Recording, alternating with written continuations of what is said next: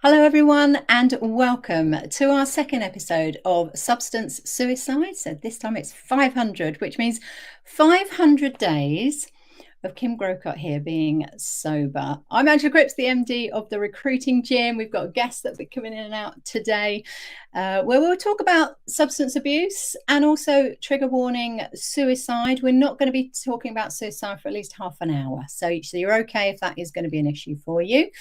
But we want to come to Kim first and foremost. I will get each of you to introduce yourself just shortly, and we'll go through. But Kim, 500 days of being sober this weekend. Obviously, we wanted to celebrate it. How are you feeling? All right. Do you know what? It's strange. When I did the year, it was like leading up to it. It was such a big thing in my head. Not for everybody else. I get that. But do you know what? This time it was about mid-morning, and I was like, "Oh God, yeah! I think it's 500 days." So rather than it being a big thing, it was just, "Oh, that's nice."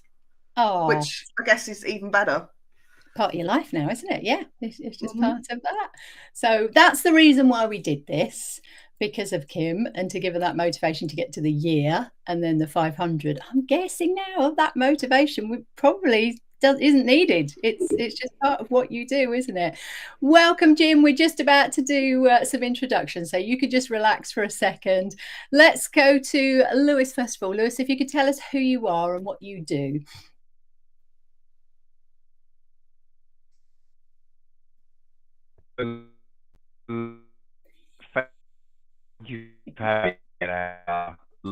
Lewis is the robot amongst us. Anyone else is wondering, just leave it there for a second, Lewis, because you've literally just got one bar on your screen and it's taken a while to catch up. Now, we did have this issue last time, didn't we? So that's why we've invited you back. You are on screen. We can see you, and I think we've caught up now. So give it another go. 1 2 1 2 test. Yeah, there's a delay, but we'll go with it.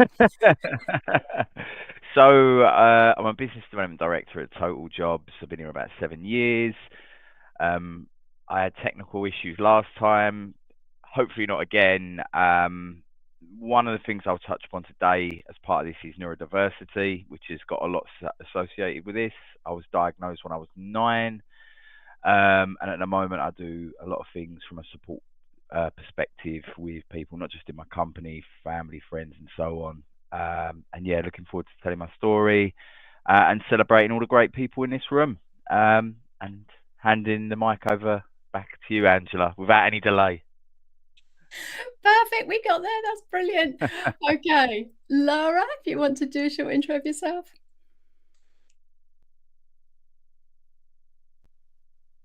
Lara's thinking. I'll come back to you, Lara. It doesn't seem to be moving. Lysha, let's go with you. Hello, hopefully you can see and hear me. Good. I'm Lysha Holmes, and I've been in the recruitment industry for 26 years this week. I run my own recruitment business and have done for 19 years. I recruit for the recruitment industry, and I have been proudly sober since the 10th of June 2017, and I had 10 months prior to that of what we call moderation, which was basically me deciding that I didn't want to be a pariah and I just had the odd drink. It's a shame that I didn't just go with it. I could have been 8 years sober. But yeah, can't wait to share my story, and congratulations to everyone that's watching and listening and that's in the room that's been on this journey too, whether it's day 1 or day 1,000. Yeah, definitely. Thank you for that. So 7 years, going to be 8, and go from there. That's amazing. Forever. Lara, if you want to mute yourself, let's give it another go, because you're definitely moving this time. It says I'm unmuted. Yeah, can you hear? Yeah. I should have done Lewis's testing. Yeah, so I'm Lara. Going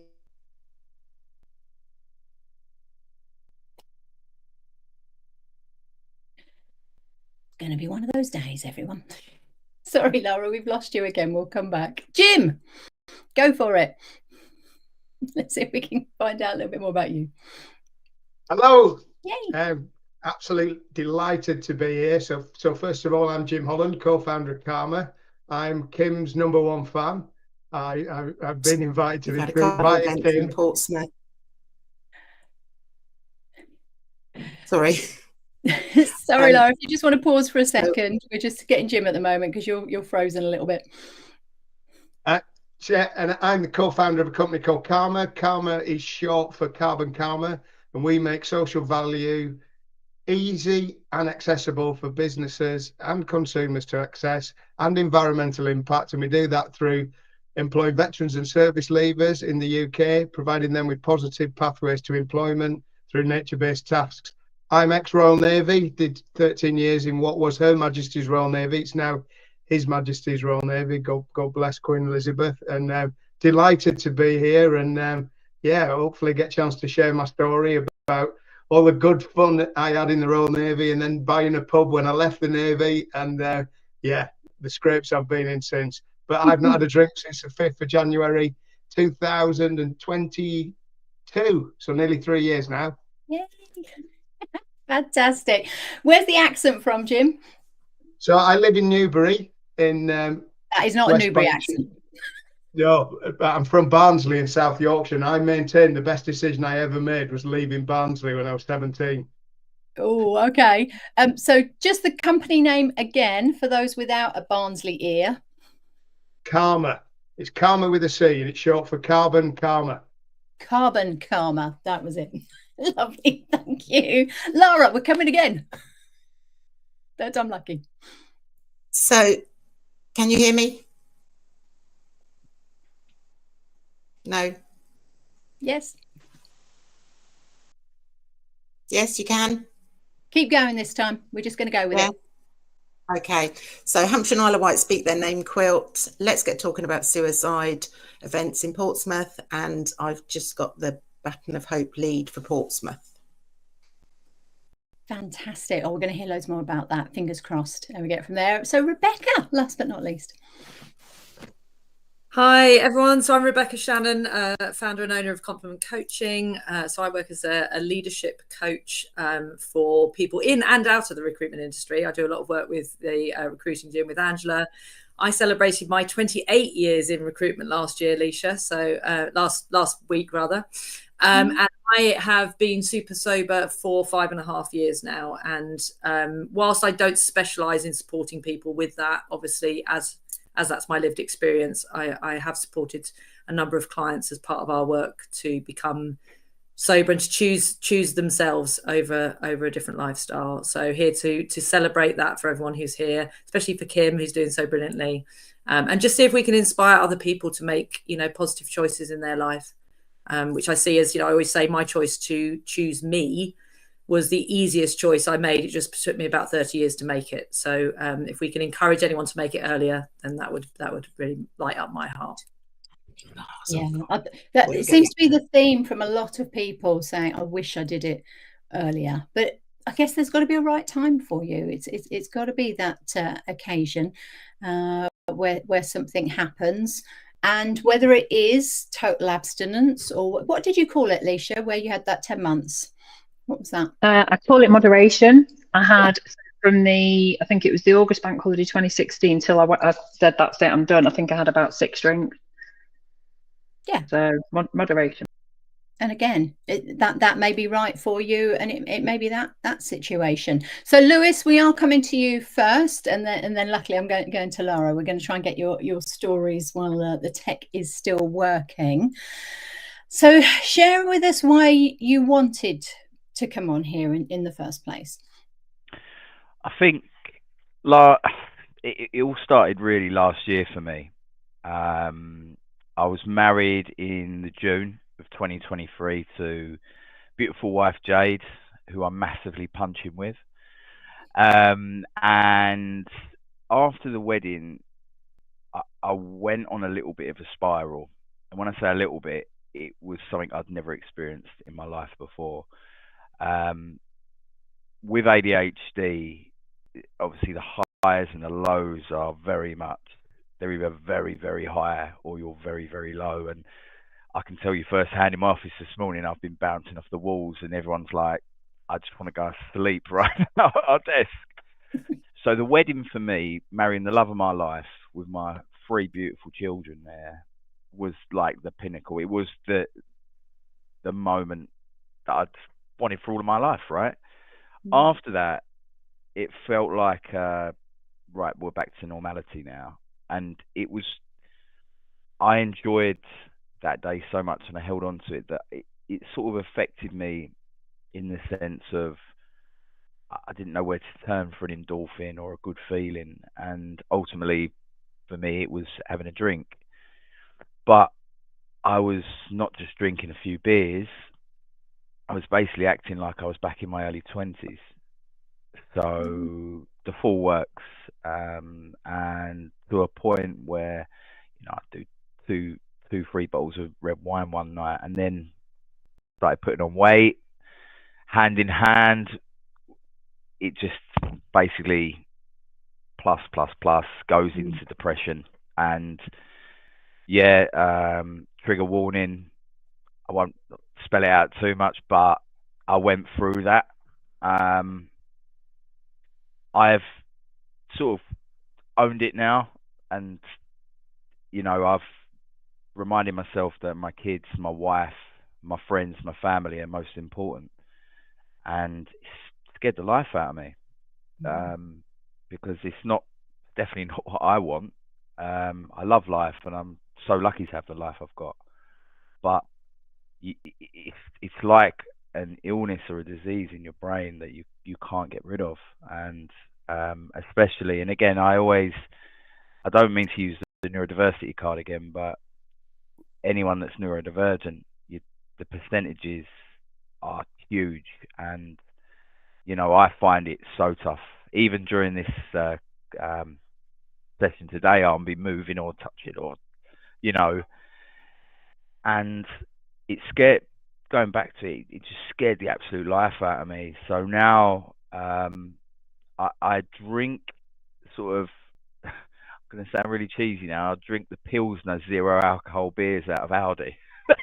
I've just got used to it. I couldn't get used to Guinness 0. I will have with my dinner, if it's a special occasion, maybe a glass of red wine, but it's very limited now. But if I'm honest, I can see if I can follow in the footsteps of some of the great people on this call, would be amazing. But I can see myself, once you've been through an experience like that, you suddenly start to, it's just not even consciously, you just start doing it and moving away. And look, when I'm waking up on a Sunday morning with my children and my missus and not feeling like the world is crumbling in on me, or overthinking about a bill, or overthinking about my targets at work, you're going to bring out the best of you. And ultimately, for me, Angela, you know this best, I love my kids, I love my wife, and I would do anything for them, and it brings the best out of me, right? And all the superpower positive traits of ADHD. Now all I do, I find myself speaking to anyone in work, anyone outside of work, even if it's a text message. I do it once a month, all of my close friends, because kids, work, in my case, my Chelsea season ticket take over my life. I'll make sure I message people once a month to check in. And when people are going through stuff, I always use that word positive. Just look at the positive outcome. Look at what you've got. You're breathing, you're healthy, you're living life today. Make the most of it rather than making yourself feel like rubbish. And yeah, like I say, I can fully understand why people stop doing this, whether it is alcohol, drugs, or anything, because it has massive consequences and things that you'd never even think for 1 second would go through your brain. But yeah, I'd never want to think about that time ever again, but I'm glad.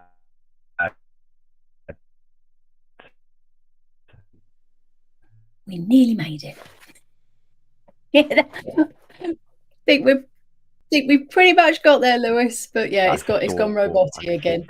Yeah, like what bit did I get up to?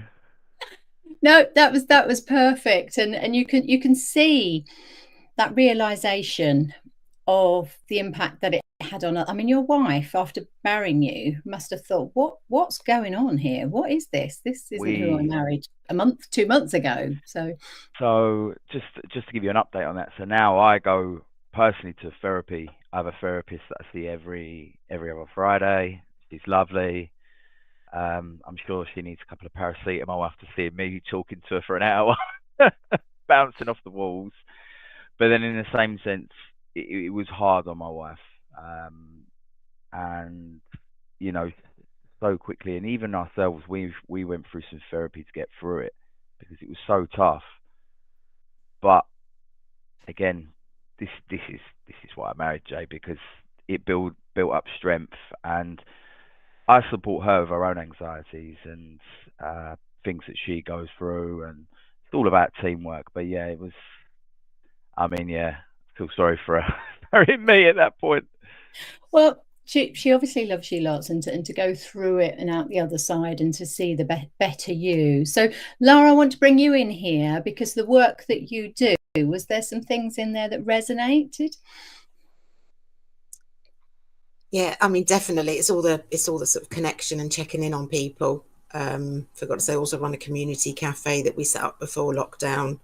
Yeah, and just checking in on people, and it's that really asking people. You know, we have this front of having a drink and, oh yeah, I'm fine. But once you're into this world, you start to really question people, and, you know, are you really okay? You know, I mean, I've not had a drink for, I don't know, 10 days. I went to an event last week that was a non-alcohol sort of gala event. And that was really interesting because I thought there's no way I'm going to get through this sort of without that crutch of, but the way that it was done, it was lovely. But I think it was a pretty hard sell because it was a suicide event on a Friday night with no alcohol. But, you know, there was still a good amount of people there, and people that get it. And I think, yeah, and then you do start to question, you know, like Lewis says, you know, do I really want that one glass of wine, or do I really, you know, because then I can, I'll just have a bottle, and it's I haven't really got a problem, but I'll just have that. So Lewis, I get you with the no alcohol lagers, because everything tastes so much better these days. Yes, on the last session, everyone was listing. So we'll get that and link it again on LinkedIn of all their favourites. So we have that resource of all that information from the last session. But do feel free if you're here. Hello, Pascal. Thank you for saying hello. Yes, if you're here, do come and say hello to us. And feel free in the chat or in the comments in LinkedIn if you do want to share your story, or if you do want to share your favourite non-alcoholic drink, then that will be very welcome as well. So, Lara, what got you into doing the work that you do now? So I used to be in the corporate world in marketing, and my mum died 13 years ago, I think it was. So I started to look around at doing something different. So I went back to start studying to be a counsellor. So 6 years, it took me 6 years because I did evening class, then I did a year, then I deferred for a year, then, you know, so it was quite a long journey doing it. And I qualified in lockdown, which I think was sort of pretty much the perfect storm. So I was counselling people online. I was new to it. So 2021 was a bad year for me. And the 5th of July was the day that I decided that I didn't want to be here anymore. I broke my ankle, a catalogue of disasters sort of after that.